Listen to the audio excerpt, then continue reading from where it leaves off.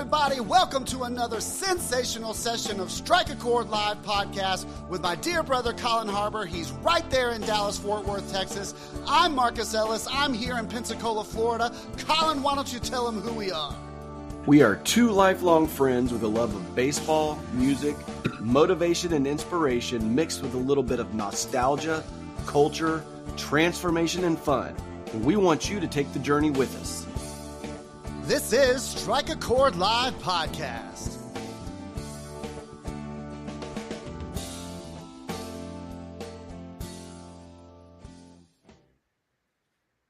It was almost just exactly perfect. Almost just exactly perfect. And during that, I realized that my microphone is a little bit off today, and I was going to run over and get another book or something to put under it, but I was like, the pressure. I couldn't handle the pressure, so I just stayed where I am today. Well, good morning, brother. Real quick before we introduce our very special guest, how did you fare in the storms last night? Did you do okay? You know what? It was crazy. Yeah.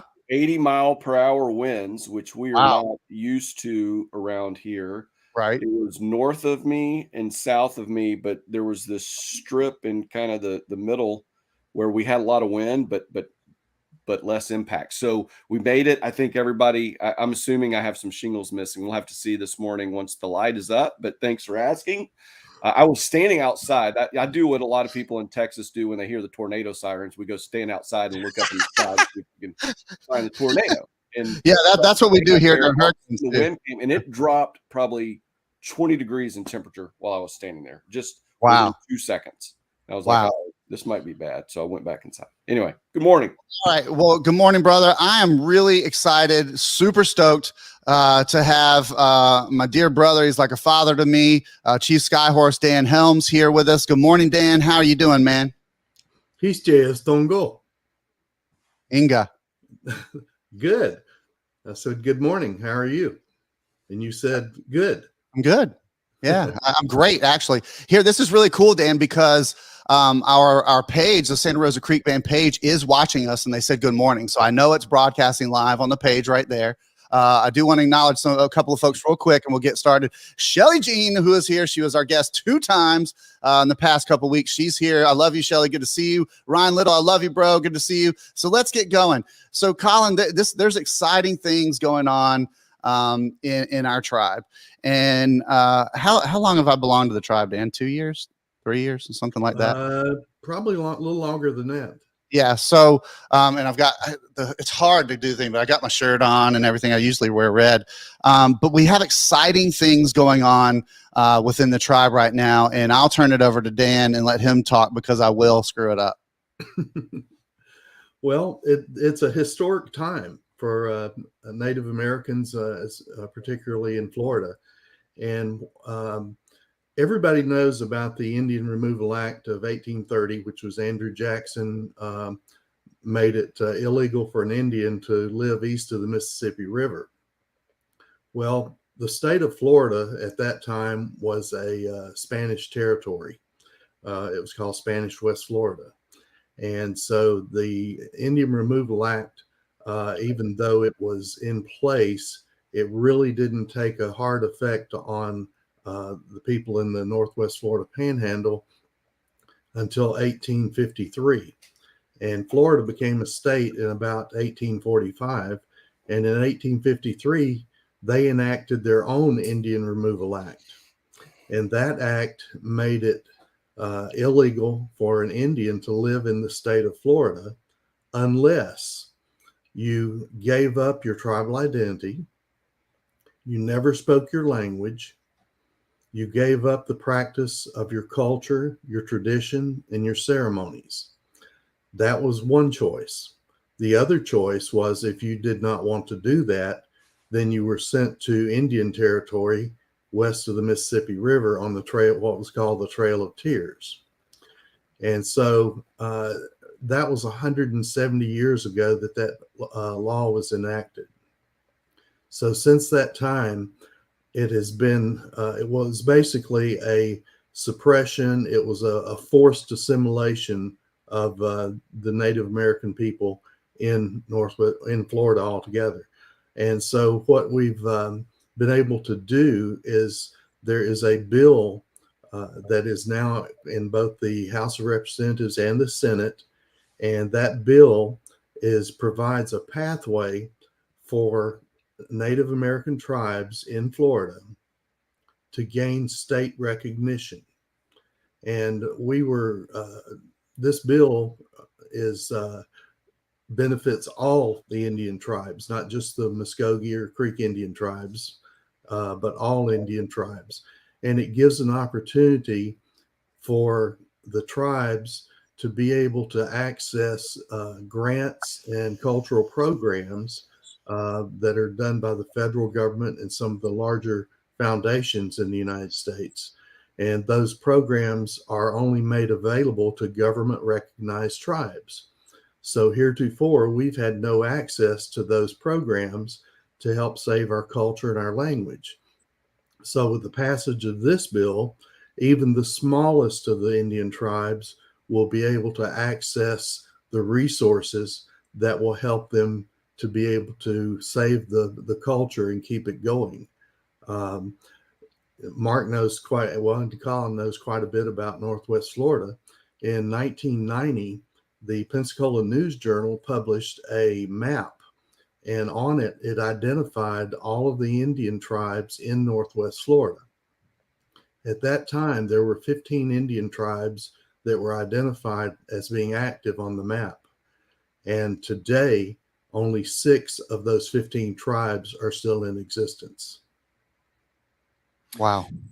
Yeah, so this is an interesting subject, an interesting topic, because I think, we always think about some of this stuff as being in the past, right? In the past, and not the fact that the perseverance that occurs and goes on. But what do you need? What do we need people to do to support this? It's interesting when you talk about the federal grant money or the foundation money.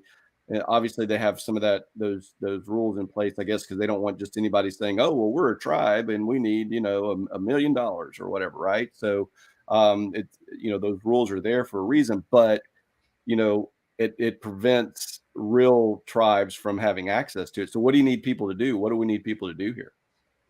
Well, what we need is letters of support from the community, and there's an email address on the screen right now, contact@santarosacreekband.org, and just an email to that email address, just saying that you support this bill HB 553 it'd be a tremendous help, because it would show the legislators that it's just not the Indian tribes who are wanting this, but it's the right thing to do, and it's supported by the community.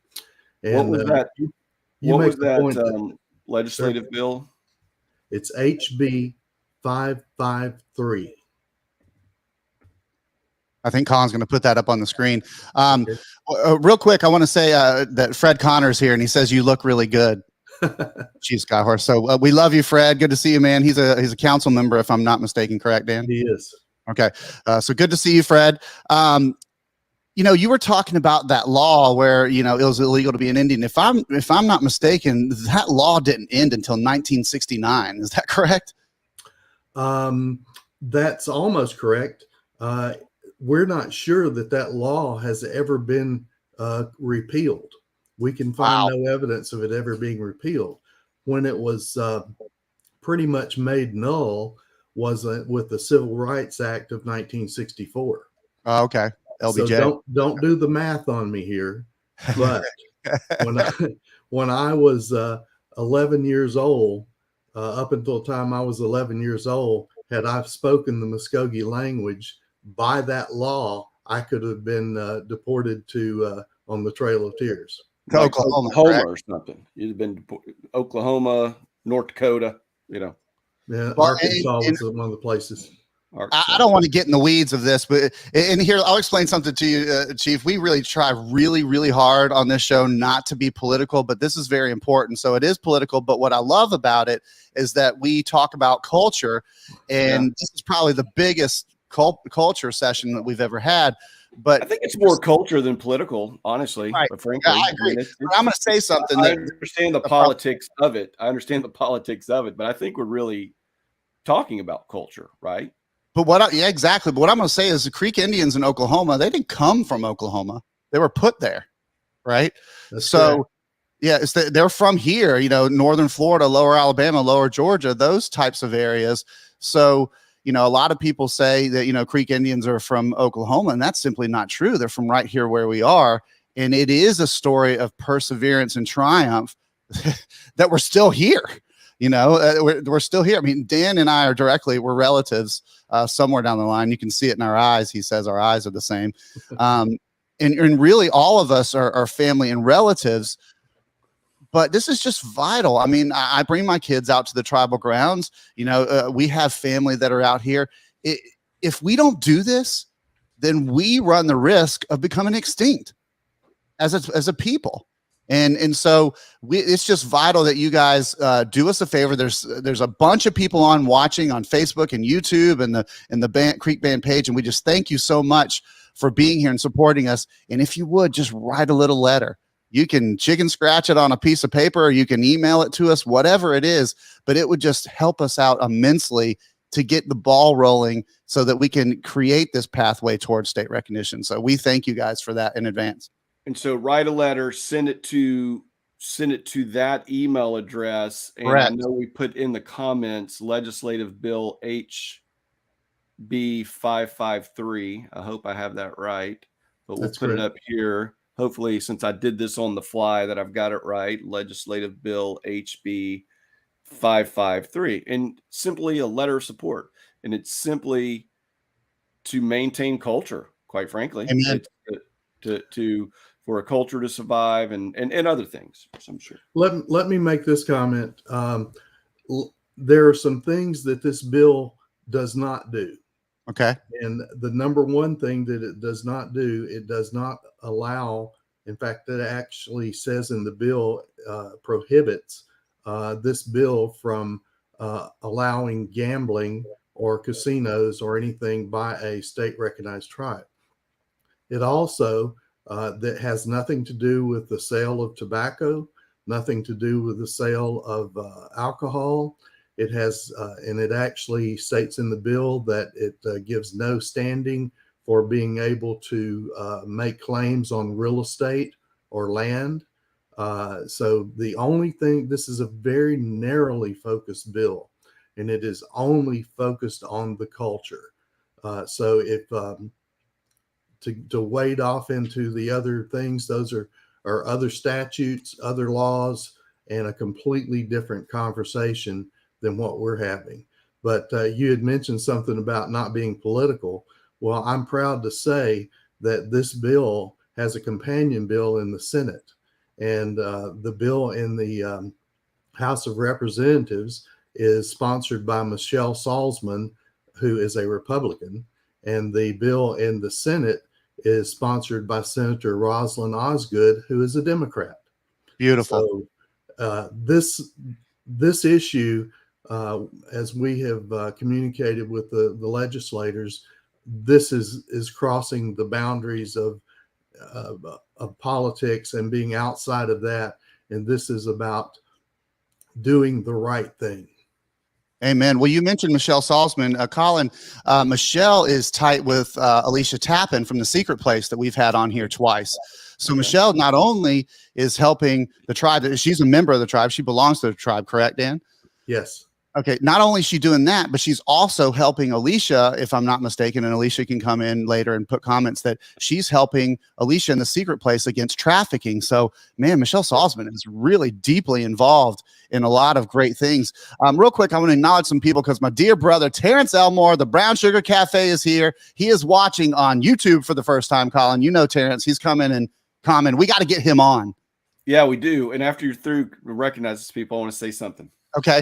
And then Stacy English, Dan, brings up a very important question that I want you to talk about. Colin, why don't you go do your point? And Peggy Gossman, we love you. Terrence, we love you. Good to see you. Stacy, we love you. But I'm going to ask the question after you make your comment, Colin. Okay. Well, I don't know that it's exactly going to, dovetail.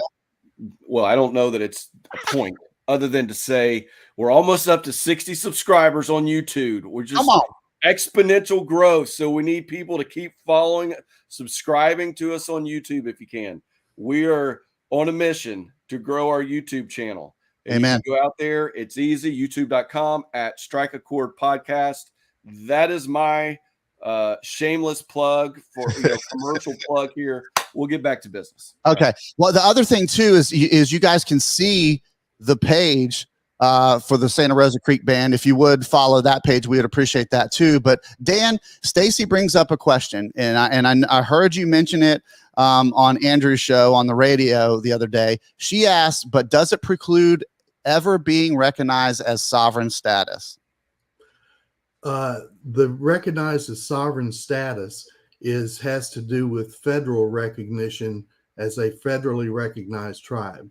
The state doesn't even have the ability to recognize a tribe as having a sovereign status.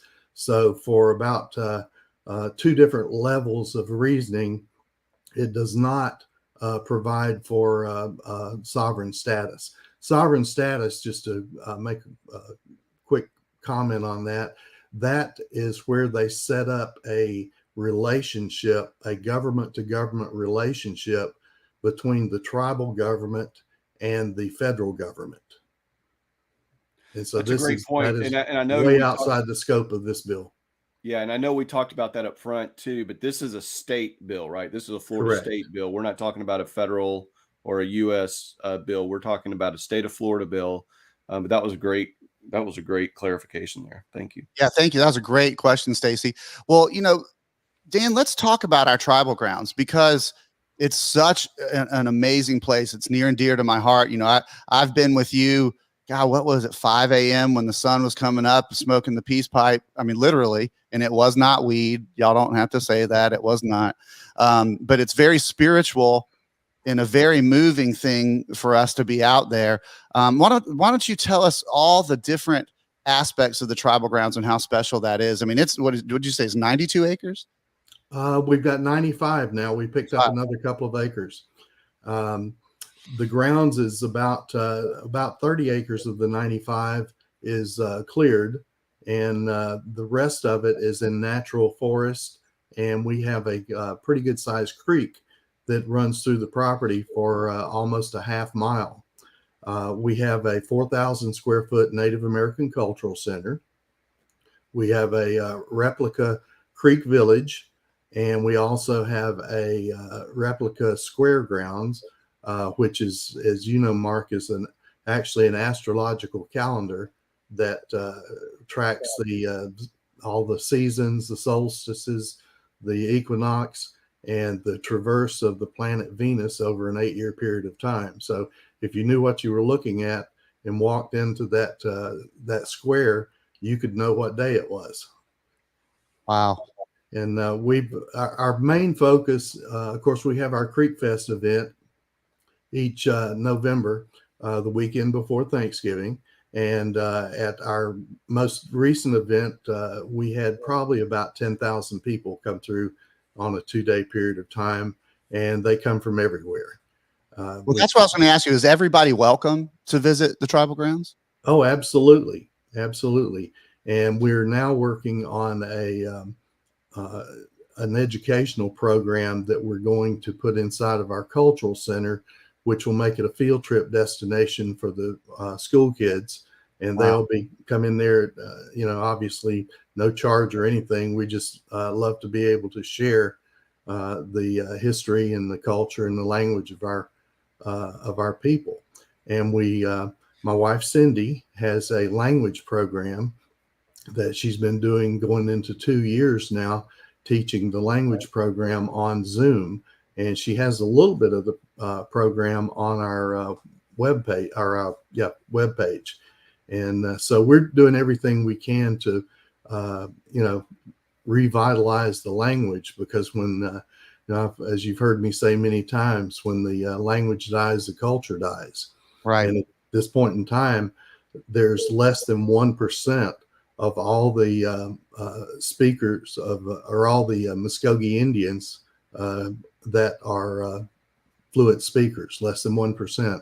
and most of those are mid-age and elderly. So we're fighting a battle against time and against the loss of elders who know the language. So that's just a little dig to me, Colin, that he's saying, Mark, you need to hurry up and learn this. Yeah, well, that is an interesting statistic. I mean, when you talk about less than 1%, statistically, your anomaly standpoint, at that point, right? If you're speaking the language, so there definitely needs to be a changing of the curve there, no doubt. Well, and that's one of the things.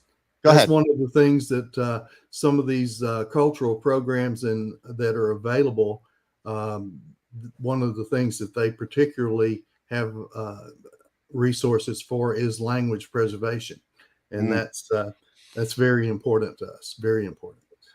It is. Well, and can anybody learn the language? I mean, do they have to be Creek to learn it? Oh no, we have people that are on Cindy's Zoom class that have no Creek or no Native American ancestry at all, but wonderful.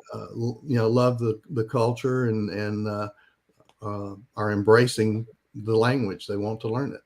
Wow. Well, Summer Star, who I dearly love, she says the grounds sound beautiful, and that's amazing. And Summer, I'm pretty sure you live out there in Milton or Pace. Dan, why don't you tell folks where the grounds are, where they can find it?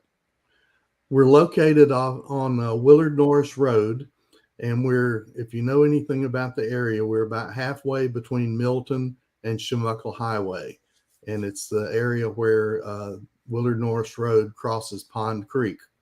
And we're at 4750 Willard Norris Road, Milton, Florida. And would you prefer folks reach out before they show up, or do they just need to show up? During the day, the grounds are open for folks to come out, and we have a pond that has meditation benches that we welcome people to come out and sit. The meditation benches are, of course, the Indian way, are in the 4 directions. And so, yes, we can love for people to come out and visit the grounds. And as soon as we get a little further on our getting our cultural educational exhibit finished, then we'll actually be opening up the cultural center, especially on weekends, for people to come out and go through the center. Wow. So it is just vital, folks, that you help us out. I'm going to put up the banner for the email address. Once again, if you're just hopping on late, we're talking here about Bill HB 553.